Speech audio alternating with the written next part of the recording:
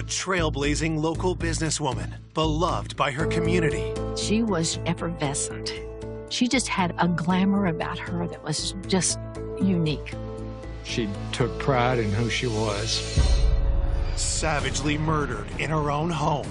This person was so enraged that they just kept stabbing and kept stabbing and kept stabbing. She had been hit in the head to the point that it actually had changed shape.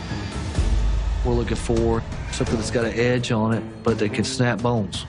Detectives uncover a trail of secrets and lies. He couldn't explain things, and he failed the polygraph miserably. What kind of animal is this person? And chase a killer that stays one step ahead of them. They fled to another country. Until a series of stunning revelations leaves an entire town in shock. Everyone was a suspect, and everyone was afraid. Here comes some guy out of the blue telling us that he's the one who committed the murder. You would think there's just a serial killer or somebody crazy running around. I was like, how could we have gotten this wrong?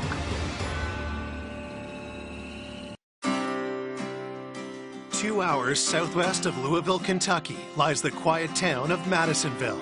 Madisonville, Kentucky is a small community. It's built on coal mines and agriculture.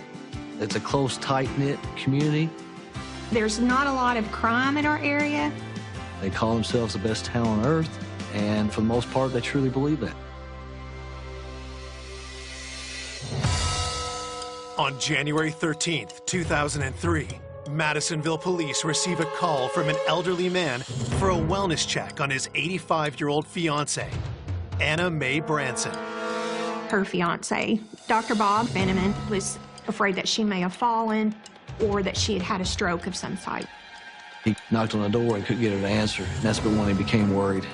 And he called Anna Mae's brother and the local police department. An officer meets Anne's fiance and brother outside her house. Finding a backup key under a bush, they enter the home to look for her. The patrol officer went in one direction. Dr. Bob Fenneman was looking around, and Earl Winstead, her brother, went down to the basement. When he got to the bottom of the basement steps, he said, "I found her." It appeared at first that she could have fallen. But then upon seeing all the injuries to her body, it was obvious that Miss Branson had been murdered. Homicide investigators are called to the scene and are shocked when they arrive.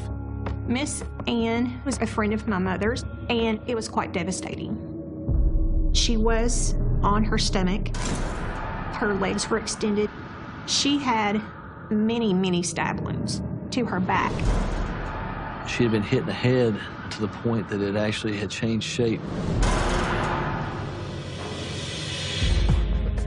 Looking at the body, detectives start building a theory of what happened. She had defensive wounds on her forearms, then she was knocked down. That's when the perpetrator really went to work. Her head was facing the small chest type freezer. There was actually two types of blood spatter on the freezer next to her head. One was like a striking motion, and one was a golf type swing, where the spin-off from the blood spatter actually landed on that. I can remember thinking that the perpetrator must have used two different weapons. The weapon was not only going through flesh and organs, going through bones, and was coming out on the floor underneath her. It was unlike anything that we'd ever seen or heard of before. Why was this defenseless woman attacked so viciously? Detectives continue their search for evidence. At the time, we didn't see anything stolen. All of her large carat jewelry were on her finger and had not been touched. The amount of damage she sustained suggests that the attacker was emotionally attached to her. You think about someone leaving the area, dripping blood from, their arms, and not to find any blood on the door frames, handrails. It was surmisable that person had taken the time to clean up the crime scene. But other than the evidence on the freezer and the amount of damage that she had sustained, there was no other real clues. News of Ann's death spreads quickly in the small town. I got the call that Ann had been murdered. And not just murdered, but unbelievably, brutally murdered. It's just something that you see on the news, but it's not real until it happens in your family. I just felt like a ton of bricks had fallen on me. Having someone who was a second mother to me killed in such a horrible way is just overwhelmingly devastating.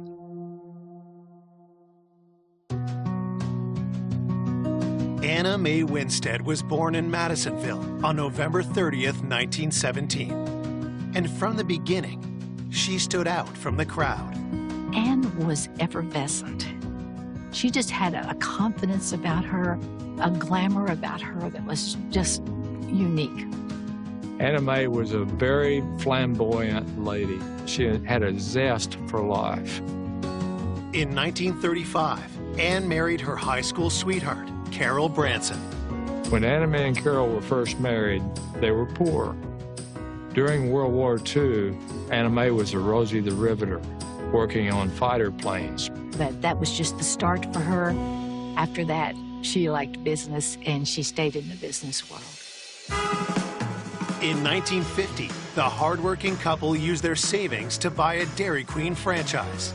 The center of the town was the Dairy Queen, and everyone went there for date night. Miss Ann, as a boss, was a demanding person, but she also made you feel like you were part of the family there. They literally became multimillionaires through this Dairy Queen. When Ann's husband, Carol, died in 1994, Ann was ready to take on a new business challenge. She would get these older houses, and then she would make them fabulous, and then she would rent them. Anna Mae was one of the most successful business people that I've ever known, even in her older age. Ann was generous with her renters, and she was generous with her family. And everyone knew that they could borrow money from Ann, but they would have to pay it back. Anna Mae was so much of a businesswoman that she kept a ledger with information about people that owed her money. In her later years, family and business weren't the only things in Ann's life. Several months before her death, Ann had met retired eye surgeon Dr. Bob Fenneman. Dr. Bob lived in Evansville, Indiana, about 50 miles from Madisonville. When she and Dr. Bob first started dating, she said, "Well, I've got a boyfriend." The very last thing that Anna Mae acted like was an old lady. When I found out that she was murdered, that just totally shocked me. At the crime scene, detectives examined the rest of the house for clues. There were no signs of forced entry into her residence. Nothing was ransacked, like somebody was searching for something. We didn't have any idea who would have committed such a violent act on an 85-year-old woman. What kind of animal is this person? While forensics continue their work, detectives speak to the two men who alerted police, her fiancé Bob and her brother Earl. Earl was asked to establish a timeline for that Sunday, and he had provided an alibi where he was with family at the time of the murder, and the family did substantiate his whereabouts. What about Ann's fiancé? Could he have had a reason to harm her? In a homicide of this magnitude, you need to ask who's in a relationship with this victim. When we interviewed Dr. Bob Fenneman, he was emotionally distraught. Dr. Bob did ask Ann to marry him. She did accept his 3-carat diamond ring, but she had not set a date. They had talked about whether they would have some sort of agreement because she did have a lot of money, but she was kind of hesitant. Police want to know, had Ann's hesitancy about Bob caused him to turn against her in a violent rage? This person was so enraged that they just kept stabbing and kept stabbing and kept stabbing. To inflict that many injuries, this was a personal crime. Coming up, Buried secrets are brought to light. We all thought he was a family man, thought he was a churchgoer. She explained that her alibi had been coerced. While detectives unearth suspects with violent pasts. He had several assaults in his past. We're starting to think, hey, this could be our guy. They had already stabbed another woman. We would never have dreamed who the killer was.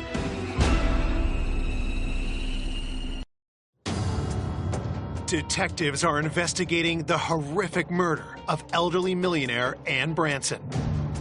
Forensics suggests it was a crime of passion. Dr. Bob, even with his age, we did feel could be a viable suspect. Dr. Bob was from Evansville, and he drove all the time to Madisonville to court Ann. But she had not yet decided whether she was going to get married. Had Ann's reluctance turned Bob against her? Dr. Bob Fenneman was asked to establish a timeline and provide us with an alibi.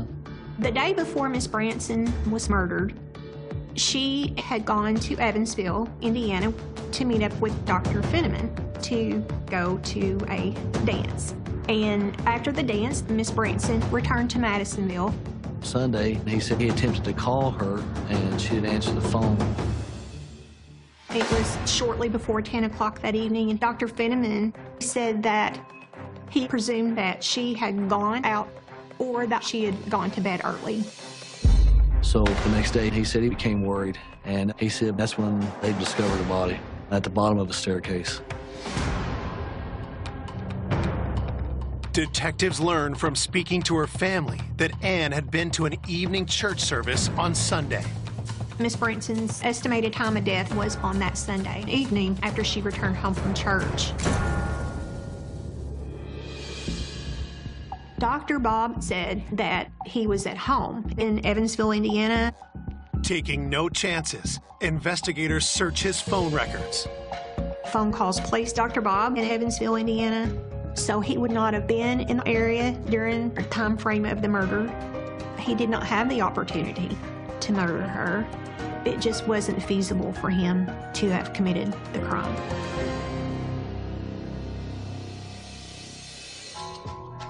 After clearing Bob as a suspect, they ask if he can think of anyone who would harm his fiancée. Dr. Bob recalled that her handyman, Wayne Shelton, had borrowed money from Miss Ann in the past, and the amount was more than what a handyman should be borrowing from his employer. Mr. Shelton also owed child support. He was trying to provide the court system a statement that she would guarantee his employment, and Miss Branson did not feel that she could guarantee him employment. So she had concerns over it. The fact that the maintenance man had a financial relationship with the victim made him a person of interest that we wanted to talk to.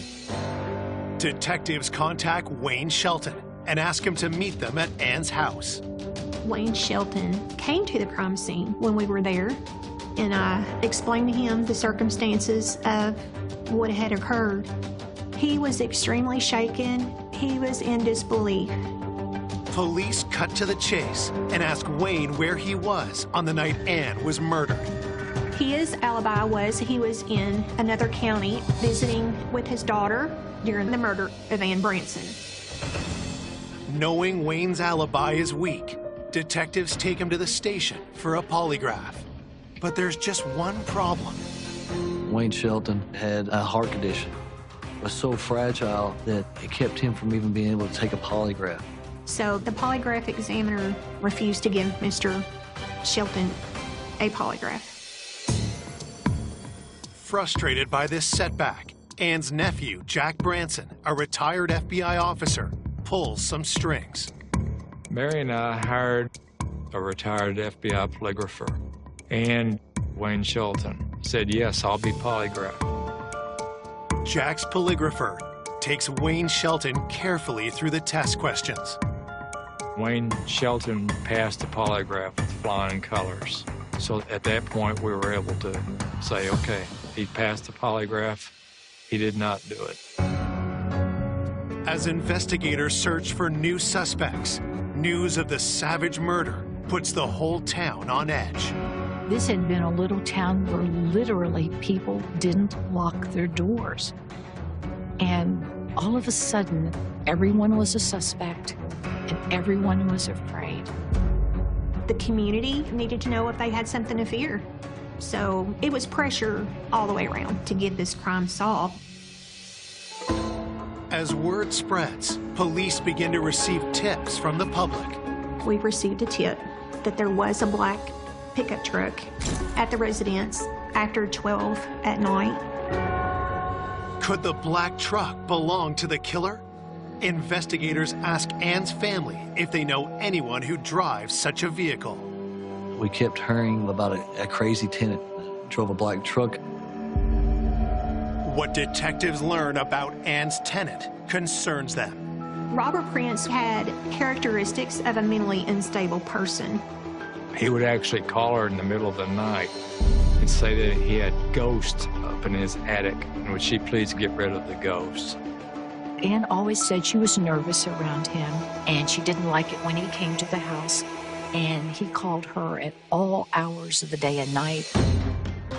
Miss Branson had received several complaints from the neighbors asking that she evict Mr. Prince from his apartment, and she didn't want to move him from that location.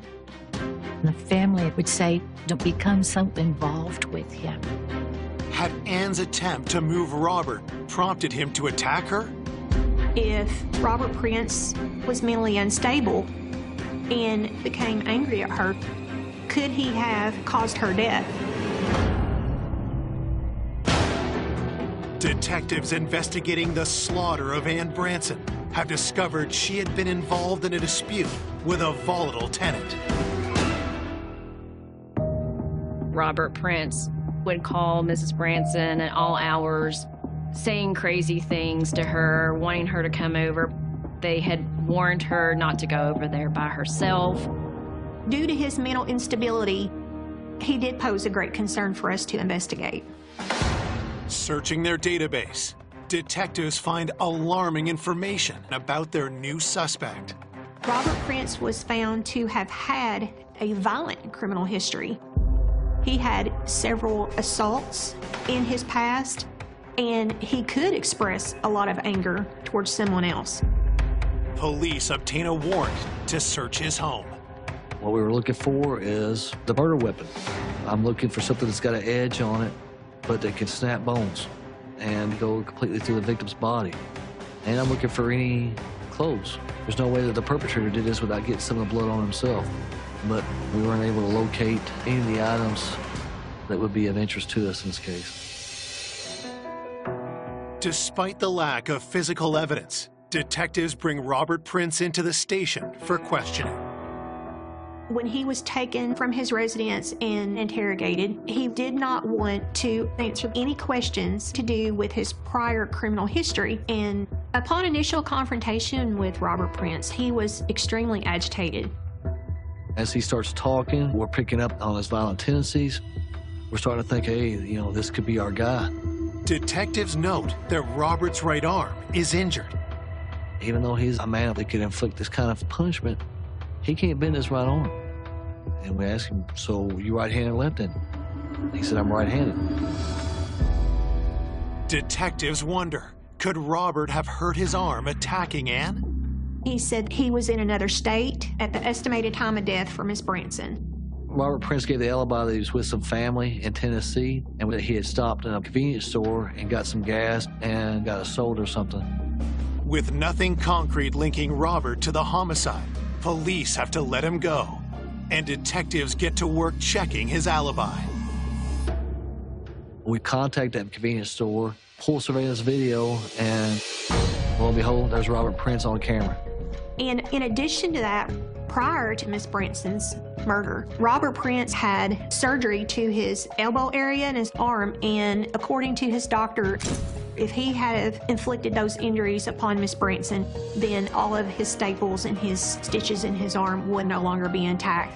So The alibi and surgical area just ruled him out as a suspect. Back at square one, detectives are relying on the autopsy to break open new leads. The autopsy revealed that Mrs. Branson was stabbed about 97 times throughout her body. Her skull was pulverized. She was beaten so badly that a lot of the stab wounds were actually inflicted after she had passed away.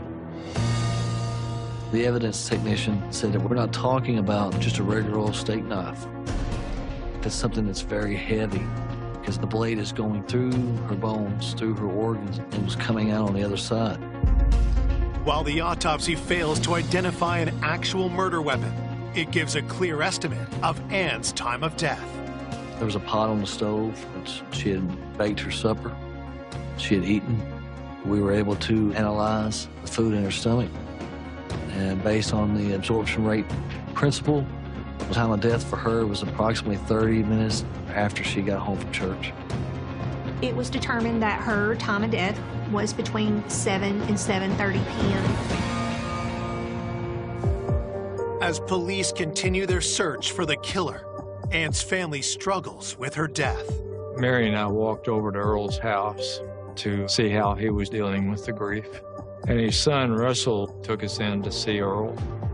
The whole family was in shock, and everyone was just questioning who could have possibly done this. Earl and Russell, they were both saying, we'll be glad when we found out who did this. And we understood that was exactly how we were feeling. As the family grieves, Madisonville residents question whether their town really is the best town on earth. When the town found out that Miss Branson had been murdered, it scared a lot of people because you would think there's just a serial killer or somebody crazy running around to have done that. This is Madisonville, Kentucky, coined best town on earth. You cannot have an unsolved murder of one of its most prominent members. It can't happen. As detectives contemplate their next move, an unexpected tip sends the case in a new direction. We're day 4 or 5 into this investigation, but we have nothing strong yet. And then we get a phone call. That was the pivotal turning point. The caller is a local mine worker named Jeff Hibbs. Jeff Hibbs has some information about one of Anna Mae's nephews, Russell Winstead. That phone call basically shocked and rocked our investigation. 5 days after the bloody murder of 85-year-old Ann Branson, police are contacted by a man named Jeff Hibbs, who makes a stunning allegation. Jeff Hibbs believed that Russell Winstead had some involvement with the murder of his aunt, Anna Mae Branson. Russell Winstead was known as a coal miner, a hard worker. He had 3 sons. He was married to Terry Winstead. It was known that he and his family attended church regularly. Jeff claims that Russell has a secret unknown to his family. Jeff Hibbs told us that Russell Winstead had an extreme gambling addiction. He also tells detectives that he'd gone gambling with Russell a few nights before Ann's murder. Russell told Jeff he had gotten a loan from his aunt that he had to repay by Monday morning, and that he had $9,700, and he lost every single penny of that money. Russell told Jeff that they're all going to know about his gambling addiction because his aunt is going to expose him for borrowing money from her on a regular basis and not paying it back. Jeff tells police that on Monday, the local headlines grabbed his attention. Jeff Hibbs reads about this old lady that got murdered in Madisonville. And he was like, oh my gosh, this is the aunt that Russell had to repay by the first of the week. Detectives go back to Ann's house to search for evidence. On our second search, I found a ledger and the large amount of loans that was written down for one nephew. They totaled up almost $100,000. The day before her murder, she had actually written down that he had received $9,700 from her and that he had paid her a check for $12,000. Detectives believe that Russell had given Ann a check in hopes of winning enough at the casino to cover it. But when the check is nowhere to be found, detectives subpoena his bank records. Upon the financial investigation, it was determined that Russell was basically shifting money around to cover the loans from his aunt. And the missing check for the $12,000 never cleared the bank. 10 days after the homicide, detectives interview Russell Winstead. Even when we told him that Miss Branson had put it in her ledger, Russell still denied any knowledge of that check. He denied having any involvement in this whatsoever. At the time of death, Russell explained that he had gone to church and that upon leaving church, he had dropped his children off at his ex-wife's house, and then that he was at home in the basement. Russell said he got home about 7:25 p.m. With Ann's time of death estimated between 7 and 7:30 p.m., detectives interview Russell's wife, Terry, to verify his alibi. Terry's explanation for Russell was down to the minute. She said, yeah, we went to church. We drove separate. He dropped his son off at his ex-wife's house, and then he got home 7:25.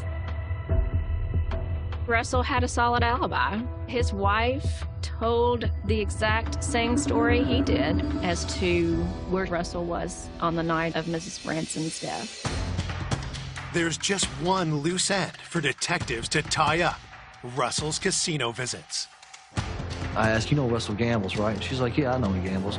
I was like, on a bad night, what do you think he loses? And she's like, I don't know, 2,000 or 3,000. I was like, try 38,000 on one night. And then she started bawling. This was just devastating to her because she trusted Russell. That same day, police get a search warrant for Russell's home. We didn't find the murder weapon. We didn't find any clothes that were bloodstained. But we did recover a couple of burner cell phones that his wife didn't know even existed. One of the cell phones was only used to contact a waitress at one of the casinos.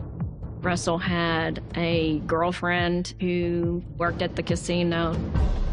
So we talked to the waitress, and it alarmed us somewhat that even after he's a suspect of interest in a murder case, Russell was still continuing to go to the casino, still trying to be the high roller. Russell has plenty of secrets, but do money problems and infidelity make him a killer? Russell's father, Earl, told me the police are trying to jam Russell up because they need a suspect and they want to solve this case. When we found out that Russell had been living a literal double life, we were shocked. But we felt that there was no way Russell had not done this. We believed it with all of our hearts. But as they dig deeper into Russell's gambling, detectives find evidence of a man out of control. We come with a total of 236 times that Russell had visited a casino in the last year, losing hundreds of thousands of dollars in that time frame. When it's rolled up into one, you're just like going, who is this guy? The scope of Russell's betrayal prompts his wife, Terry, to kick him out of the house and return to police with a damning admission. Terry explained that her alibi had been coerced. She said that Russell is the one that told her what to say. She explained that Russell actually did not come home around 7:30 p.m., that it was more like 9. So that put him as being a person that could have committed this murder. Investigators obtain a warrant for Russell's arrest, but when they go to bring him in, they're in for a shock. Russell Winstead had fled the country. We were very concerned that he would not be brought to justice. When I found out that Russell Winstead had fled, it was my goal to get him, no matter what the cost, manpower, what it took. The prime suspect in the murder of Ann Branson is her nephew, Russell Winstead. But before investigators can make an arrest, Russell goes on the run. For Russell to have fled the country, it was shocking to all of us. An innocent man doesn't flee like that. This is the last straw, and he has to come back. I have never been a person that takes waiting very well, and our son came up with the idea of putting this case on America's Most Wanted. If you've seen Russell Winstead, please call our hotline tonight, 1-800-CRIME-TV.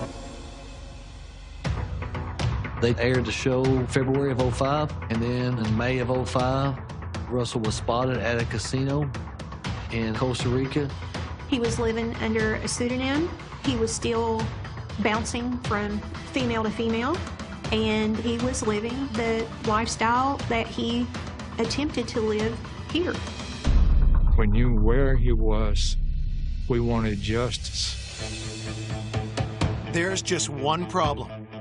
With Russell facing a potential death sentence at home, Costa Rican authorities refuse to hand him over. Costa Rica will not extradite anyone to the United States where the death sentence is a possibility. And also, they have gambling. So Russell had done his homework big time. While investigators strategize how to get Russell back to Kentucky, they make a troubling discovery. We found out that Russell's father, Earl, had been providing Russell with monies for his lifestyle in Costa Rica. We had a guy come forward that said that Earl was actually paying him to wire money via Western Union to Russell in Costa Rica. We believed Earl was actually aiding and abetting Russell's flight.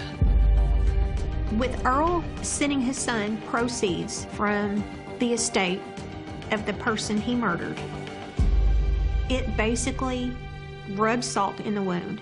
It turned your stomach. Investigators set up a sting to catch Earl red-handed. So we wired this guy up as a confidential informant, and he met Earl, wired the money, and we got Earl doing that 2 or 3 times. It was verified that Earl was sending money to Russell in Costa Rica.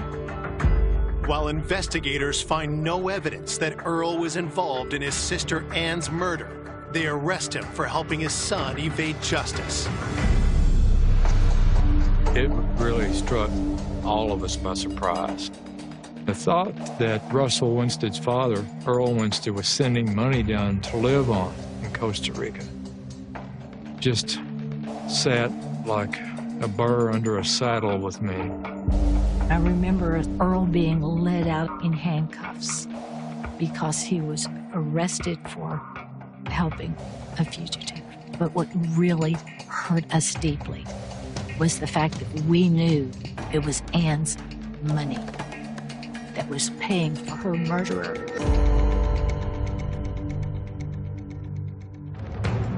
Earl eventually pleads guilty to 7 counts of hindering apprehension. He was placed on probation for 2 years, and if he contacted Russell at any point during those 2 years, then he would have to serve jail time. While Earl faces legal trouble at home, federal authorities move in on Russell in Costa Rica. Russell was observed at the gambling casinos. They felt that that was probably the safest place for them to take him into custody. So as Russell was leaving the gambling casino in Costa Rica, he was apprehended. He was arrested in May of 2005 in Costa Rica. We did not get him back to Kentucky until February of the following year. Extraditing someone back from another country takes a lot of time, and federal authorities had to make assurances that we would not seek the death penalty against Russell. It took us 7 months to extradite him back to the United States. To know that it was taking this long was very hard. In fact, every time we'd visit a cemetery where Emma's buried, I'd say, we're gonna get him. We're gonna get him. That was a long, slow process. Finally, more than 3 years after Ann's murder, Russell Winstead is returned home to face trial for the murder of his aunt. That day, I'll never forget. I went back to Anna Mae's grave and said, we got him. And I felt like a burden had been lifted because we knew what justice was going to be done. Upon Russell's return to Kentucky, we were preparing for a trial when we got another humongous bombshell as far as our investigation is concerned. Someone who was also charged with murder of an elderly lady came forward saying that he was the one who had killed Mrs. Branson. All of this evidence has been stacking up against Russell Winstead. And here comes some guy out of the blue telling us that he's the one who committed the murder. The confession is contained in a letter posted from Hopkins County Jail by an accused murderer named Fred Roulette. Fred Roulette basically gives detailed information on the murder of Ann Branson that was never publicly made known. He stated that the murder weapon was a Bradis hammer. It is a mining tool, and he advised that he had modified that. Fred Roulette provided a drawing of Mrs. Branson's home, and it was eerily accurate. He gives all of these details that only the killer would know. I was like, how could we have gotten this wrong? Police have arrested Russell Winstead for the brutal murder of his aunt, Ann Branson. But now accused murderer Fred Roulette has confessed to the crime, leaving investigators reeling. Fred Roulette was also charged with murdering an elderly lady. So you think, oh my gosh, did we get it wrong? It was completely devastating. So we were determined we were going to find out the circumstances of his confession. Investigators throw all their resources into checking the validity of Fred's confession. Fred was a drug addict, and he could not provide the details of the murder and robbery that he himself had committed to the level of detail that he provided about Mrs. Branson's case. When investigators check the jail records, they discover a telling detail. Fred did not come forward until after Russell had been extradited back to Kentucky, and Fred Roulette and Russell Winstead were cellmates. Already facing 25 years on a separate murder charge, Fred Roulette insists to detectives that he killed Ann Branson. Fred didn't realize until we told him that if he wanted to confess to this murder, it now packed a death penalty. After Fred heard those words, he was like, oh, no, game's off, gig's up. That's when he told investigators that he had all the intimate details of the murder from Russell Winstead. Fred Roulette was promised that his family would receive compensation. Since he was going to be in prison for the additional murder, so Fred Roulette agreed to take the false confession. With Russell's deception exposed, his trial can proceed. In July 2007, 4 years after Ann's murder, a jury hears what really happened on that Sunday night in January 2003. Mrs. Branson had loaned Russell upwards of $100,000. And Mrs. Branson notated in that ledger was that she had received that $12,000 check from Russell on Saturday as partial repayment of the loan. Russell had a large sum of money that he lost in the casino, and he made mention that he needed to pay back to his aunt on Monday. Russell knew he could not make good on that $12,000 check. I believe that Russell Winstead was so desperate that he went over and he attempted to talk Miss Ann into tearing up the $12,000 check. When that didn't work, I believe that he lost it and that he snapped. And that's when she started receiving all the damage to the 65 plus stab wounds to her back. We still do not know to this day how many times Anna Mae Branson was hit in the head. He cleaned up the crime scene, and he felt that he could get away with murder.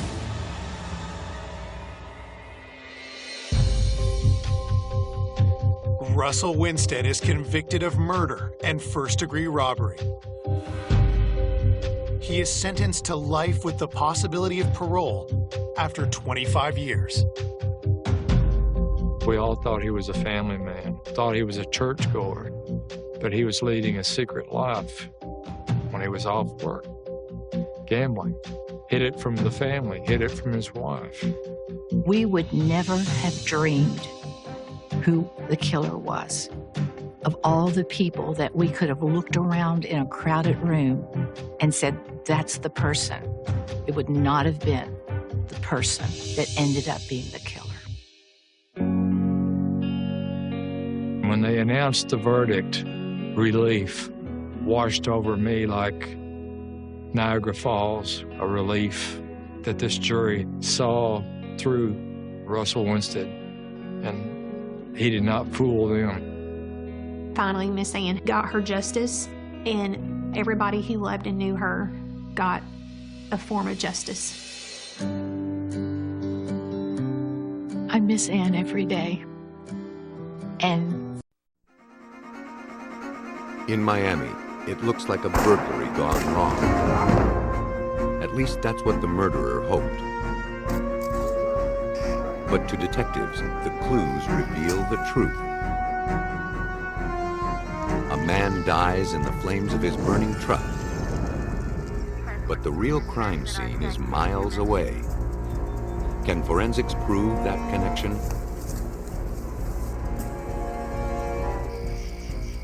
Investigators grapple with a double homicide.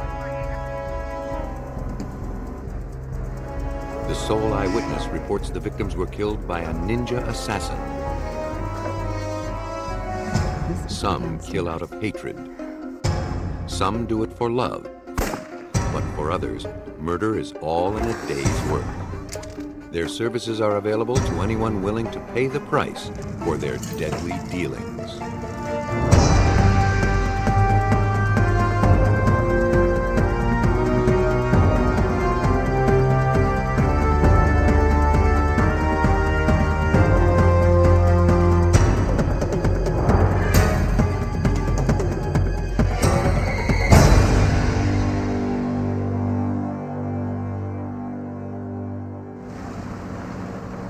In the early morning hours of March 7th, 1986, police received a call from the home of Stan and Joyce Cohen in Coconut Grove, Florida.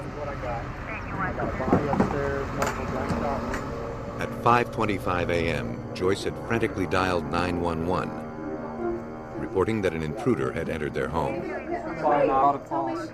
Her husband was shot in his sleep. Stan Cohen, a 52-year-old owner of a construction company, had been shot 4 times in the head. What's wrong with him? Tell me, is he okay? He was pronounced dead at the scene. He's my husband. Can you tell me anything? Homicide detectives were called in. Leading the investigation was John Spear. When I arrived at the scene, I met Joyce Cohen. There were only 2 people in the house, according to Joyce Cohen, when this homicide occurred. Now, my teachings and my beliefs are, when you have two people in a house or a room or anywhere, and one of them ends up dead, you should suspect the other person until your suspicions are relieved. This right here? But suspicions can only take an investigator so far, and they ultimately mean nothing in a court of law. The truth is told through the evidence. Meantime, the medical examiner conducted an autopsy on Stan Cohen. He ruled gunshot as the official cause of death. He was told the victim was killed between 5:15 and 5:20 that morning. He had no reason to question it. If we could have a seat right here, please. While the forensics team swarmed the Cohen's If I house, get you to put your hands on the table, ma'am. Joyce went to the police station. Ma'am, this is, She agreed to a routine swab test for gunpowder residue.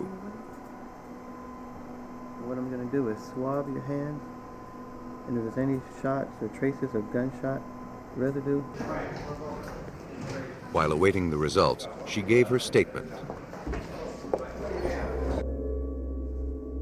According to Joyce, she and Stan were awakened by a noise downstairs. I think I heard something. Stan picked up his gun, and the two went to investigate.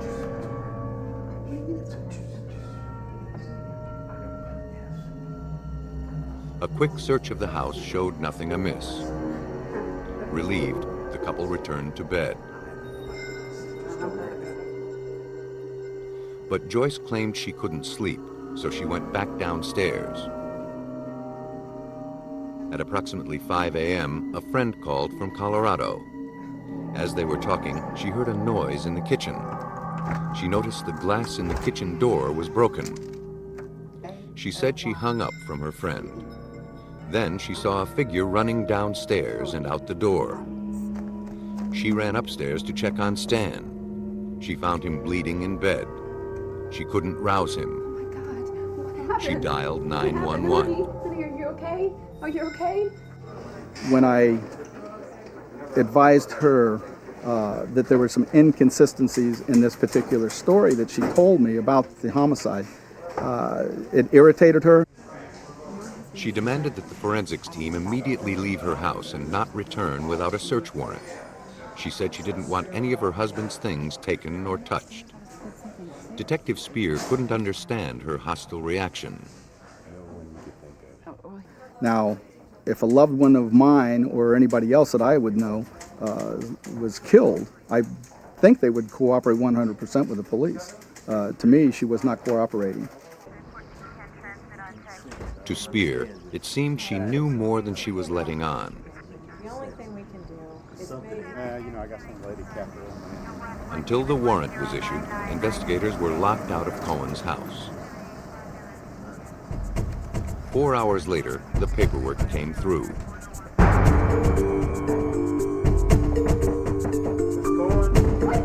Joyce Cohen was presented with the warrant, and the team swung back into action.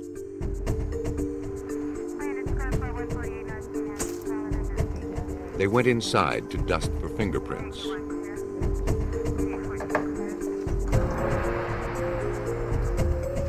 Joyce was called back to the police station to continue her interrogation. By now, the residue tests on her hands had come back from the lab. They were positive, showing she'd had contact with gunpowder. She calmly provided detectives with an explanation. When she discovered her husband's body in the bed, she grabbed him and a pillow. And possibly that's what caused her to have the gunshot powder residue on her hands. Investigators made a note of her response and pressed on. They noticed that her story changed slightly from her first interview. Now, instead of saying that her friend called from Colorado at 5 a.m., she said it was closer to 3 a.m. That left a gap of 2 hours between the time of the break-in and her call to 911. Slips like that can mean nothing, or everything. it was too early to tell. The evidence was still being gathered. Outside the house, police discovered a gun in the garden.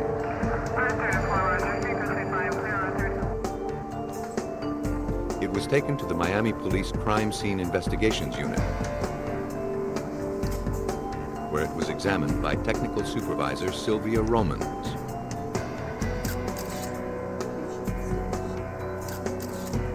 After photographing the weapon, she tried to raise fingerprints.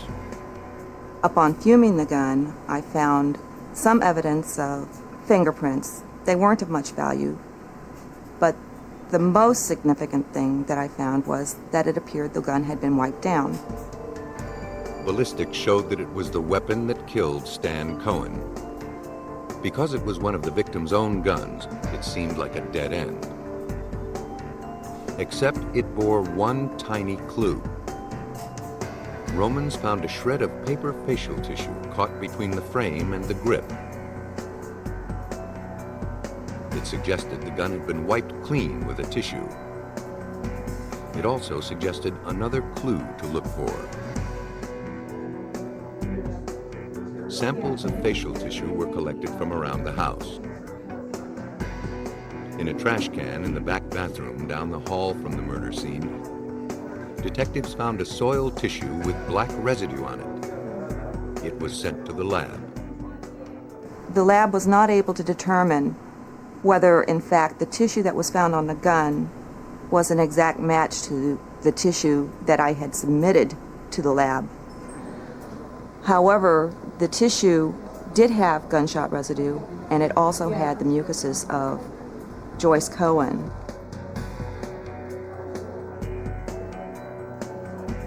Blood in the nasal mucus matched Joyce Cohen's blood type. It strongly suggested that Joyce had shot her husband, then wiped down the gun with this tissue. But facial tissue makes flimsy evidence. To win his case, Speer needed something more substantial. What he got was a confession from someone who wasn't even a suspect. In the case against Joyce Cohen, Miami police were hampered by lack of solid evidence. But 1 month after Stan Cohen was murdered, the investigation took an unexpected turn. A career burglar named Frank Maglione was arrested for a separate crime. He knew about the Cohen murder and wanted to strike a deal. We learned that he and 2 other companions assisted in this homicide and were paid to do this homicide by Stanley Cohen's wife, Joyce Cohen. Maglione knew things that only someone involved could have known. So it was clear he was telling the truth. But even this startling confession didn't assure Joyce Cohen's conviction. On the stand, it would come down to the words of a grieving widow versus the testimony of a career criminal. Feeling he didn't have enough evidence to get a conviction, Speer spent 2 years chasing the other men Maglione implicated. But they wouldn't crack. He had to rely solely on Maglione and the forensic evidence to prove Joyce Cohen's involvement.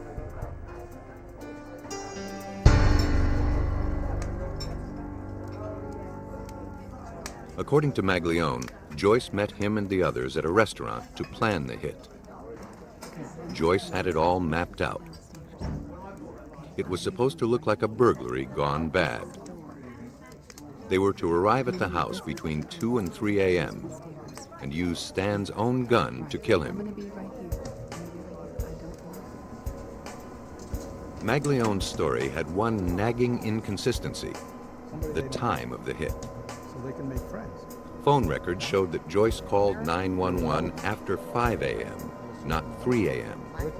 They also showed that her friends called from Colorado shortly before the 911 call, around 5. It didn't make sense for Joyce to wait 2 hours to call police, and yet 3 a.m. is also the time Joyce gave in her second statement. What seemed like a possible slip of the tongue suddenly became pivotal to the case.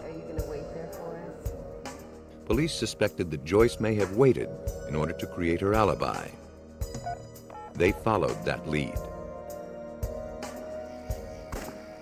They learned that a guest at a neighbor's house was awakened on the night of the murder by what sounded like gunshots. He recalled looking at the clock. It was around 3 a.m. The information supported Spear's theory, but even this report was nothing more than circumstantial. To truly determine the time of death, he needed the testimony of the victim, Stanley Cohen. Originally, the medical examiner had no reason to doubt the time of death according to Joyce Cohen, and listed it at 5:30. Now, determining the time of death was more tricky. The body had long since been buried. All that remained were photos taken upon its arrival at the medical examiner's office. Hours after death, blood settles in the lowest portions of the body in a process called lividity. The pooling blood creates telltale red marks. From the extent of the lividity marks, a medical examiner can estimate the time of death. 7 by 5 centimeters. Joyce Cohen's lawyers hired an expert witness who requested copies of the autopsy photos. He determined there was no lividity when the pictures were taken, meaning the victim was killed shortly after 5 a.m., as Joyce originally asserted. But because the defense was viewing second-generation reprints of the photos, the subtleties of the images were lost. Testifying for the prosecution, the medical examiner went back to his original photographs. The lividity was apparent, meaning the victim was killed around 3 a.m. Joyce had waited 2 hours to call the police, proving she was part of the conspiracy to kill her husband. Maglione's testimony put into question the time of death. The autopsy photos confirmed his story. The forensics work on the scrap of facial tissue further proved Joyce Cohen's connection to her husband's murder. At the prearranged time, Maglione and his team arrived at Cohen's house. She was awake and let them in. They already knew where to find Stanley's gun. They went to the bedroom,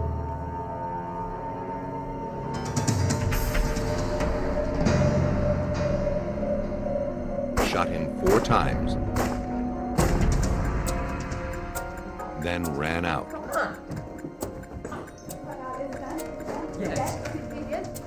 On the way, they dropped the gun.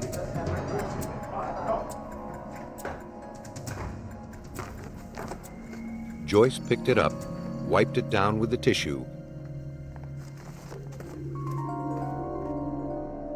and threw it out the window into the garden. She then perhaps blew her nose on the tissue and disposed of it in the far bathroom. Although it was never proven, she may have arranged with her friends in Colorado to call her, thereby establishing her alibi. Unfortunately, the friends called too late, or there was some confusion over the time zones, Colorado being 2 hours earlier than Florida. Her own alibi betrayed her. Joyce Cohen received 40 years for murder and conspiracy to commit murder. Frank Maglione received 10 years. The co-conspirators were also rounded up and received sentences of no less than 39 years. Murderers are optimists, always believing they can get away with it. But reality has a way of catching up with them, one fact at a time. On a sleepy Saturday morning in August 1988, a driver on a rural road outside of Oklahoma City was startled by the sight of a burning truck. He got out to take a better look.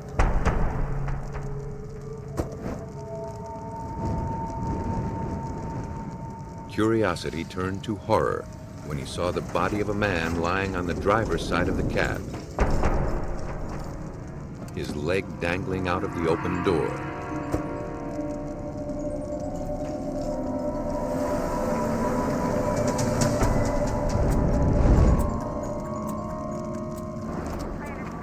After the fire department quenched the blaze, Oklahoma City police investigated the scene.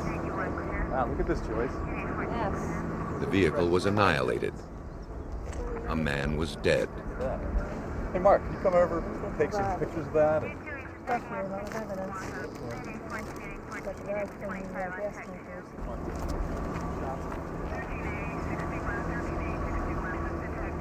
While police traced the vehicle to determine who the victim was, the sheriff's department received a call from a woman whose husband hadn't returned from work. Marilyn Plants, an Oklahoma City housewife, told the sheriff that her husband Jim, a newspaper press room supervisor, should have been home 2 hours ago. She was distraught. It wasn't like him to be late. Marilyn said that she'd last seen her husband at dinner the night before. It was just like any other evening. After the meal, he went off to work. Oh, cool. Can I take some to work? He mentioned nothing about having to stay late. The make and model of Jim Plantz's truck matched the burned vehicle. Later, dental records proved the victim was indeed Jim Plantz. City officials were left with the sorry task of telling Marilyn Plantz that her husband had died in a horrible accident. But investigators weren't entirely convinced it was an accident. A spot of blood found on the road behind the truck raised questions. From the condition of the truck itself, investigators quickly ruled out mechanical failure or a cigarette mishap as the source of the fire. Lieutenant Ralph Gibson led the investigation. We found that there was a rag, cotton rag, partially burned in the gas tank, indicated like someone tried to set it on fire to blow it up. The actual fire was so hot that gasoline or something in that order was used, that it burned so hot that the glass actually melted in the vehicle. The ferocity of the blaze gave investigators reason to suspect that the truck was intentionally torched. The autopsy fueled those suspicions.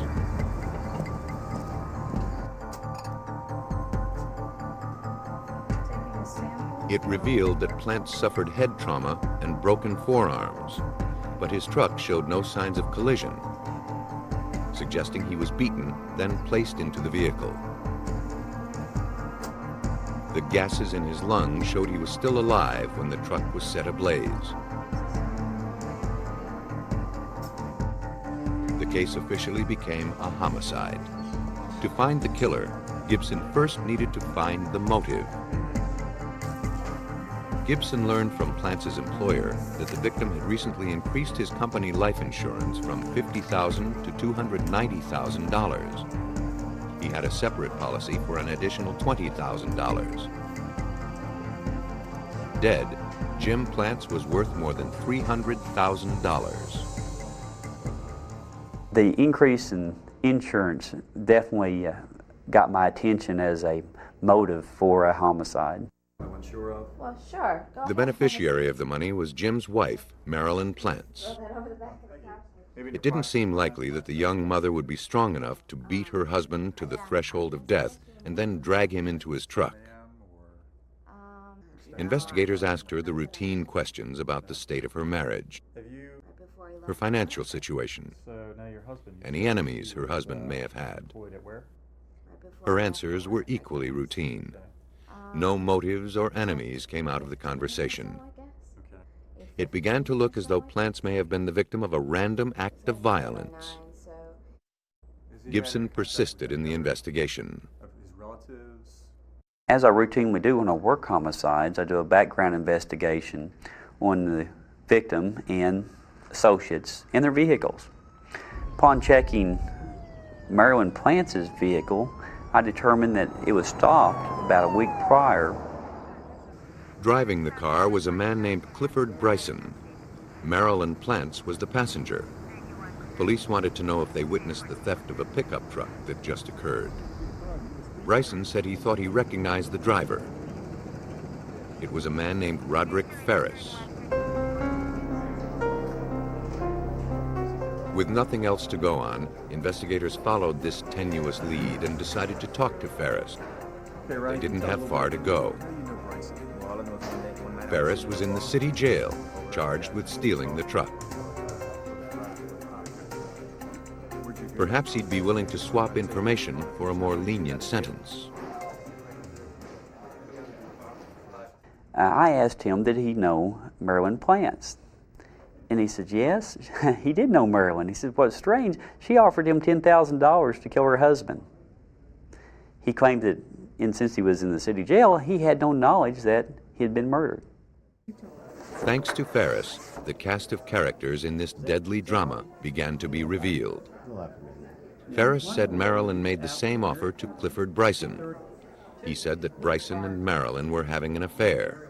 Bryson was called in for questioning, and the finger-pointing continued. At first, Bryson claimed to have limited knowledge about the incident. But as the interrogation continued, he admitted that he knew about it beforehand. He wasn't involved, he said. The man they were after was named Clinton McKimball. Bryson was arrested as an accomplice. In short order, Clinton McKimball was also brought in, questioned, and arrested. He admitted that both he and Bryson were the participants, that they were solicited by Marilyn Plants to kill Marilyn's husband, Jim. They waited inside the house, beat him with baseball bats unconscious, took him to 50th and Sooner, and set him afire. When the smoke cleared, Gilbert had confessions from the murderers, but he had only their word that Marilyn was the mastermind. Unless he could find some physical evidence to back that up, she would go free. Police had every reason to suspect that Marilyn Plants planned her husband's murder. Problem was, they couldn't prove it. Confronted by police, she denied everything. A search warrant was served on her house, the alleged scene of the crime. Investigators pulled back what looked like a new area rug. It concealed spots and bleach stains on the wall-to-wall carpet below. They cut the carpet, revealing what resembled blood stains soaked into the padding. It was collected for testing in the lab. Tiny telltale spatters on the draperies and wall also were collected. In the child's bedroom closet, 2 stained baseball bats were found.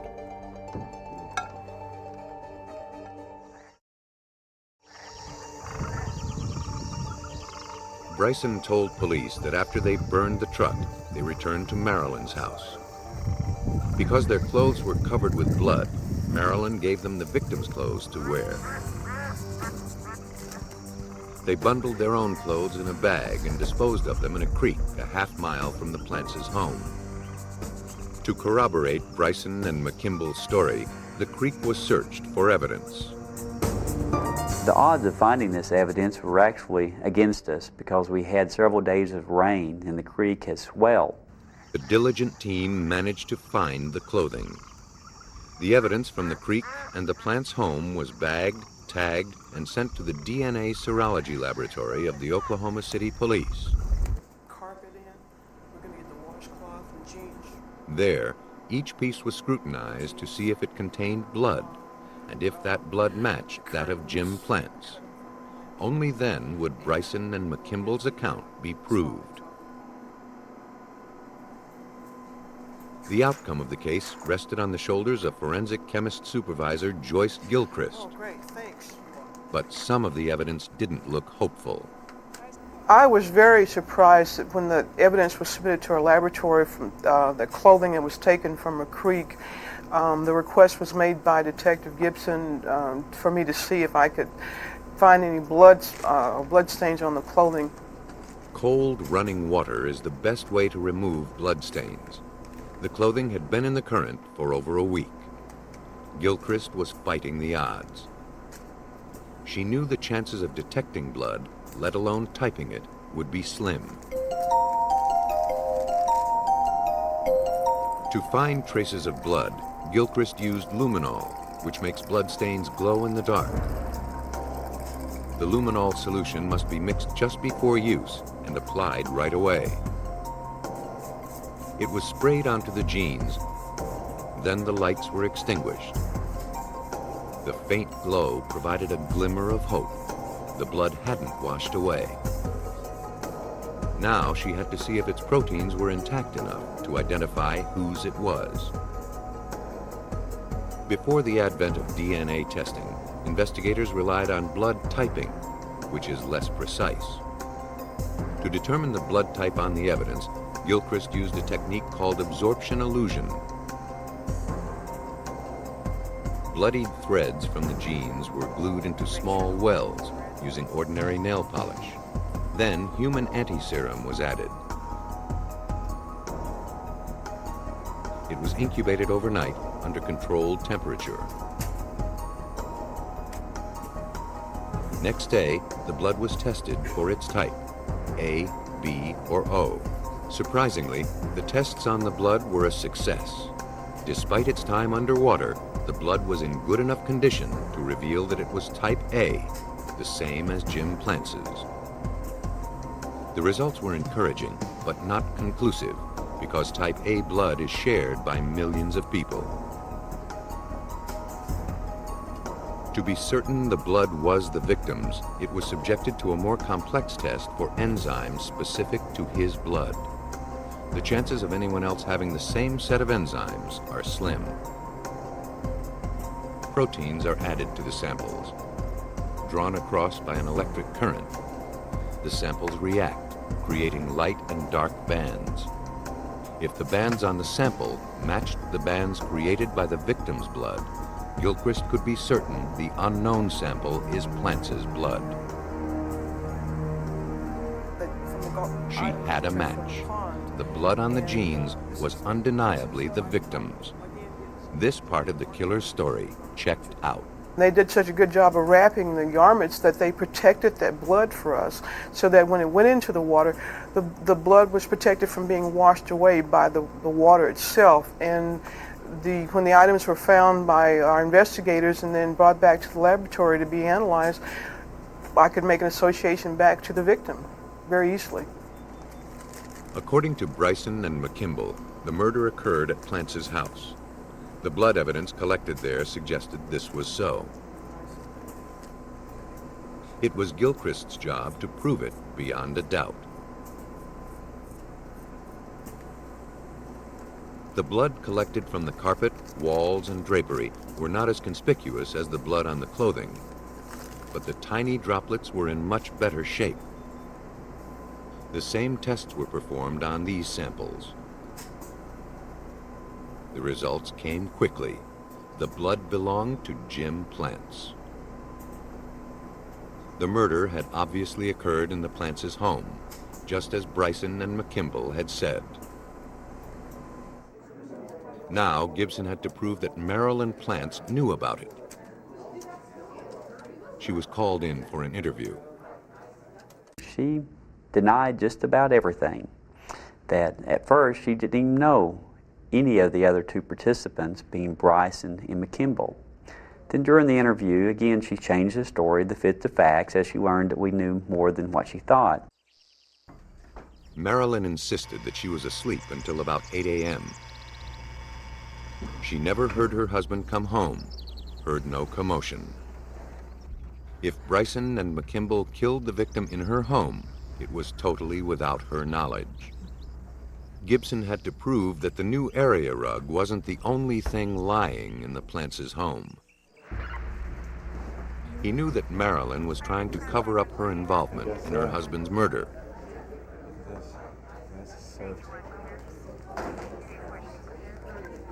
The new rug could be his most damning piece of evidence.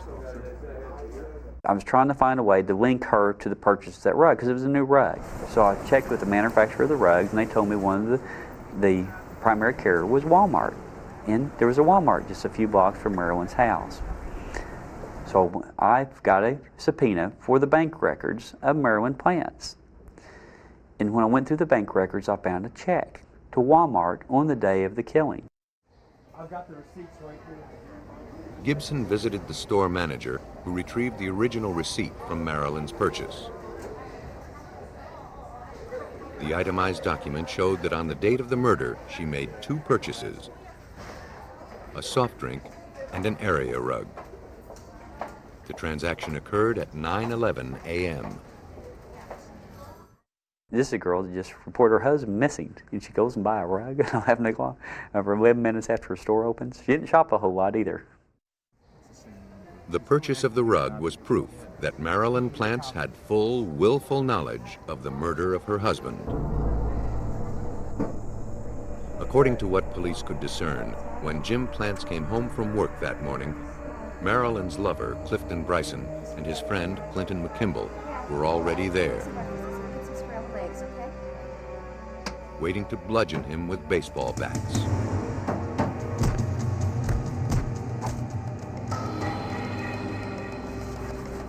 While Marilyn cleaned up the house, the 2 men put the victim's body into his truck.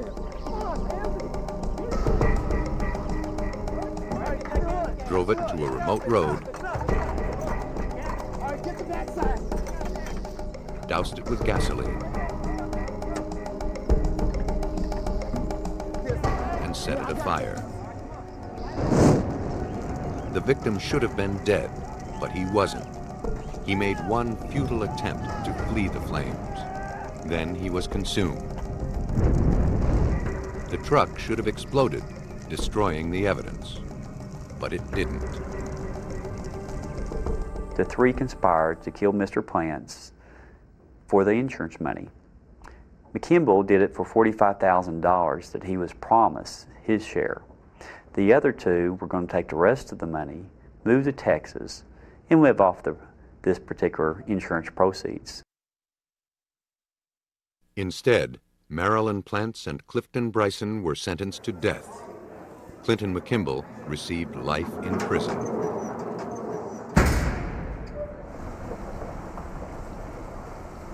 Many so-called perfect crimes are spoiled by the confessions of a participant. A single word from a reliable source can send a solid alibi crashing to the ground.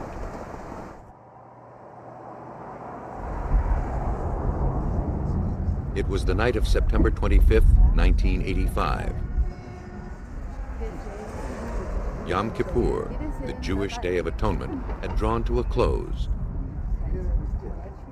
Vera and Gerald Woodman marked its passing at a dinner party at the home of Vera's sister in Bel Air, California.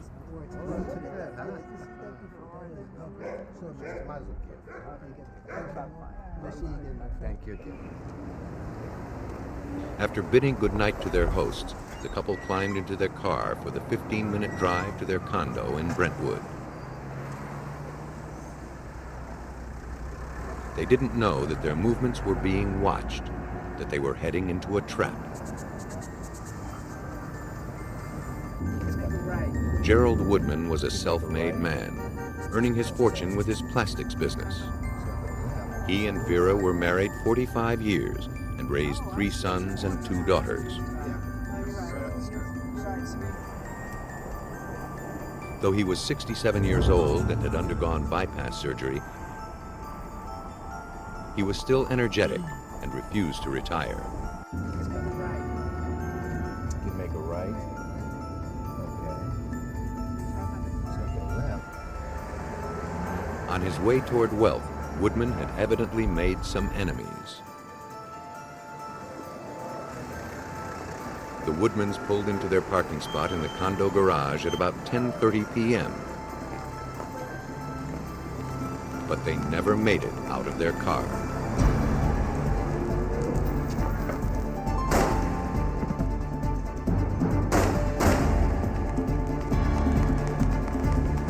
The ringing gunshots drew the attention of one of the residents, who raced to see what the commotion was.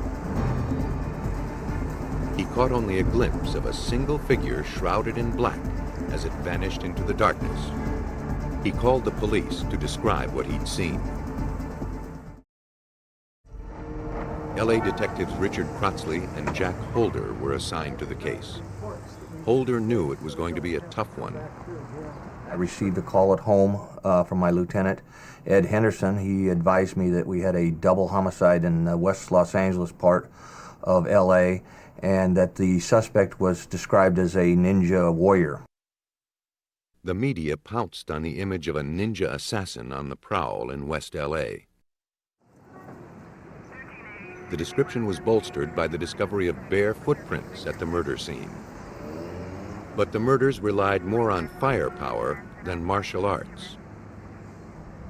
Investigators eventually surmised that the ninja garb was just a disguise, and the footprints were made by the witness. The media still clung to the ninja image.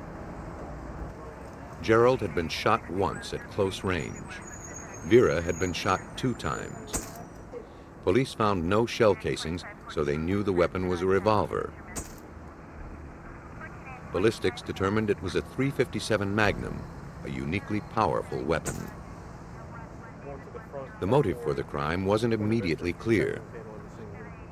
Gerald still had his wallet. Vera still wore her jewels. Nothing in the car seemed to have been touched or taken. To Richard Crotzley, the crime smacked of a professional hit. So, since no property was missing from either Vera or Gerald at that time, and it appeared that the robbery was not a motive, things crept into our mind that all of a sudden this could possibly be a murder for hire. Because hired killers have no connection to the victim, they're harder to catch. And because the person who orders the killing can do it from a distance and has time to establish an alibi, he's harder to convict. Investigators needed to work the case from 2 angles. First, they would have to process all the evidence at the scene to catch the gunman. Then they'd have to compile a list of the woodman's enemies to find out who ordered the hit. They determined that the killers entered the garage by cutting a chain that secured a gate. Apparently, 2 pieces of chain link ended up in a nearby planter, where they were recovered.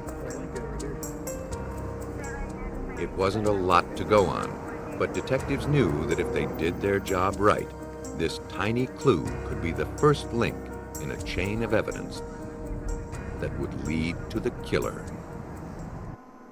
In West LA, 2 chain fragments were the only clues in the Woodman double homicide. They bore no fingerprints. They were brought to the LAPD's Scientific Investigations Division for further analysis. A low-power comparison microscope revealed that the scratches and imperfections on both pieces were continuous, showing they were 2 halves of the same link. The shape of the cut helped supervising criminalist Bill Llewellyn surmise the kind of tool used to make the cut.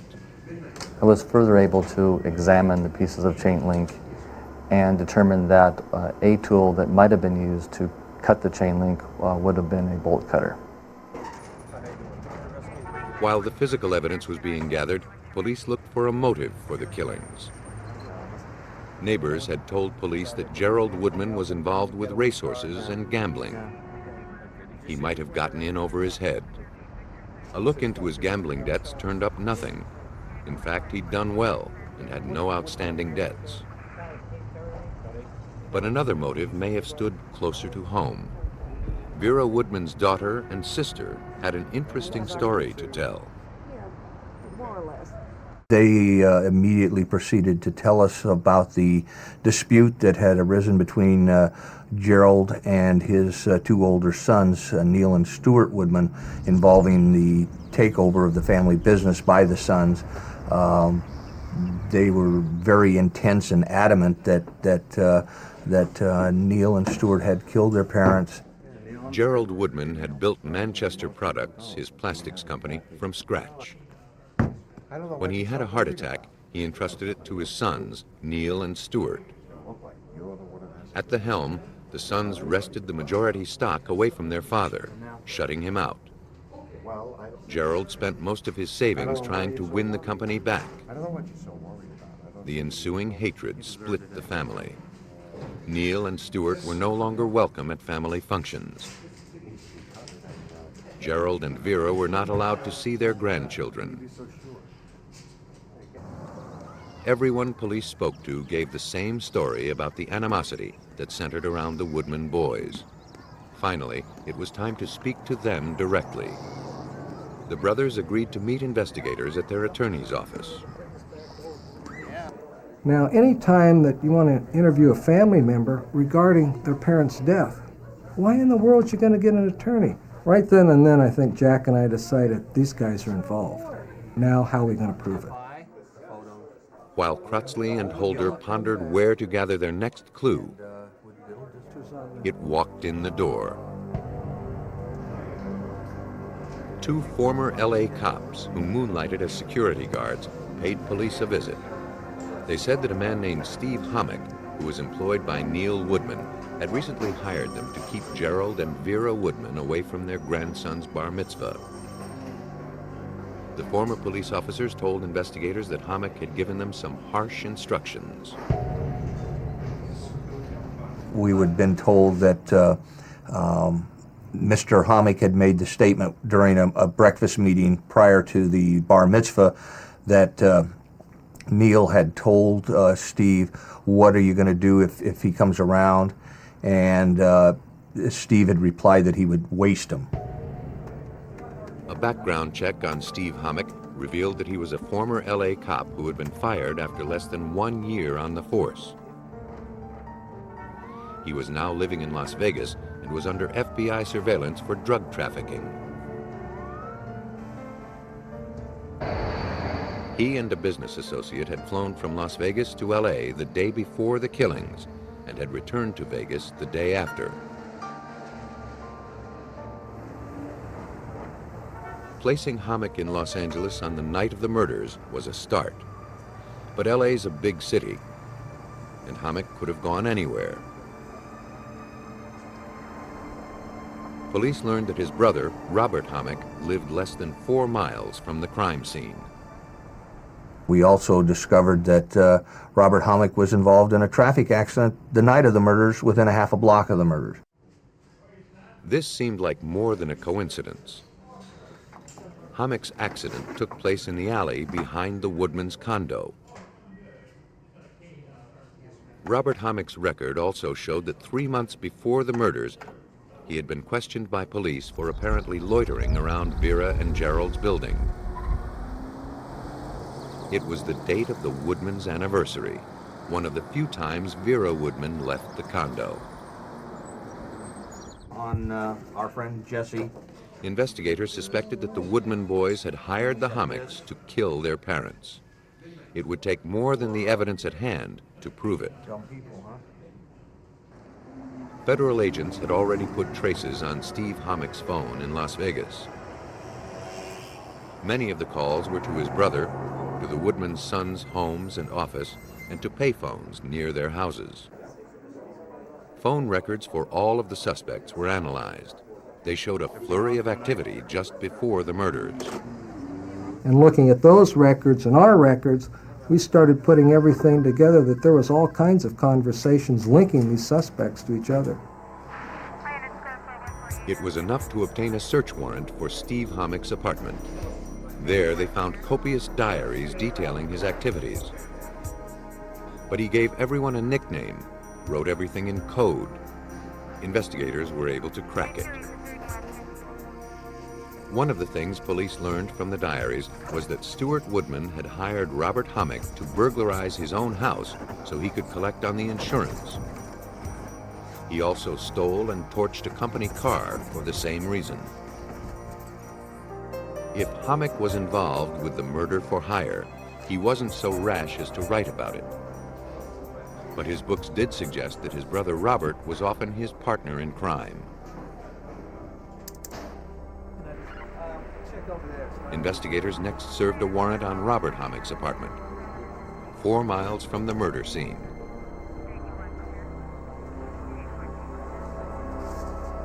There, they found a new pair of bolt cutters.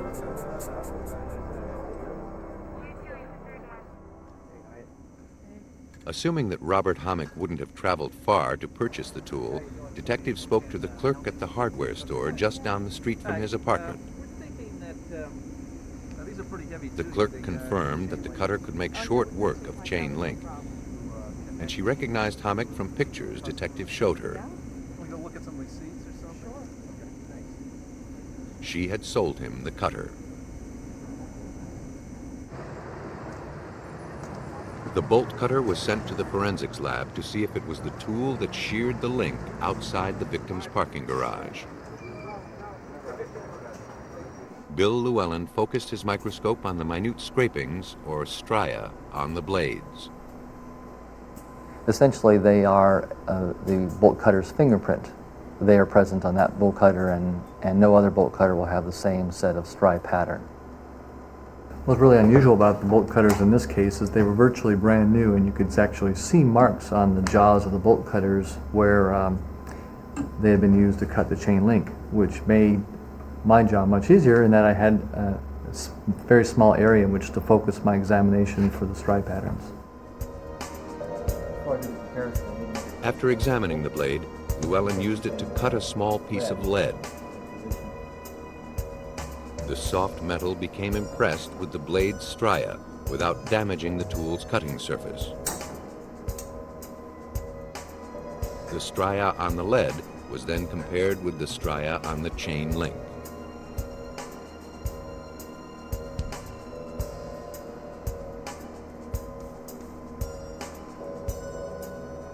From the comparison of the stria, Llewellyn could determine indisputably that this bolt cutter cut this link.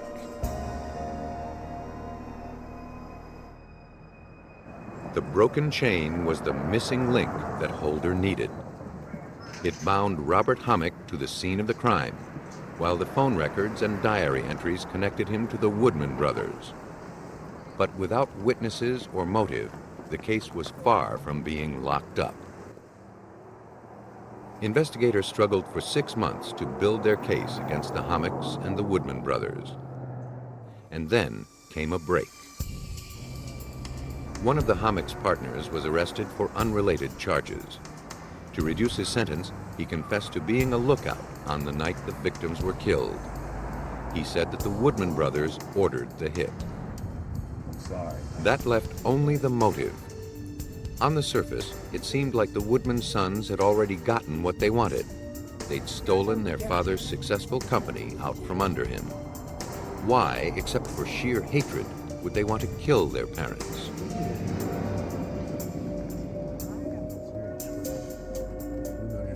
The fact was, under Neal and Stewart's control, the company started to falter badly. They were doctoring the books. According to Detective Holder, they were desperate. They had milked the company for every cent they could. They were being audited by the banks, and they were about to go under, and they couldn't stand the thought of their father seeing them lose and go bankrupt. Fired by hatred, motivated by greed, and doomed by incompetence, Neal and Stewart Woodman took their father's company and destroyed it. Vera Woodman had a $500,000 life insurance policy payable to the company. It wasn't enough to get Manchester Products out of debt, but it was the only hope the Woodman boys held. Holder and Crotsley, with the help of criminalist Bill Llewellyn, had their evidence in place and were ready to arrest and prosecute.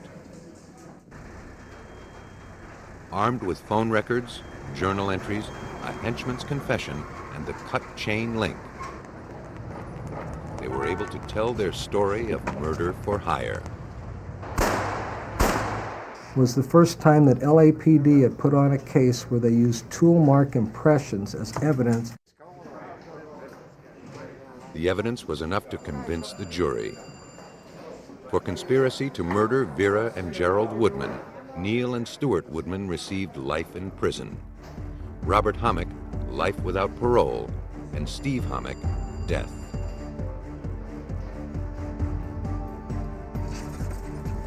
There may be honor among thieves, but the same cannot be said of murderers. When the heat's turned up, confidences are broken, partners betrayed. And an assassin who's only in it for the money is willing to pay any price to save his own life. Once he agrees to bargain, It's up to forensics to determine the truth of his tale.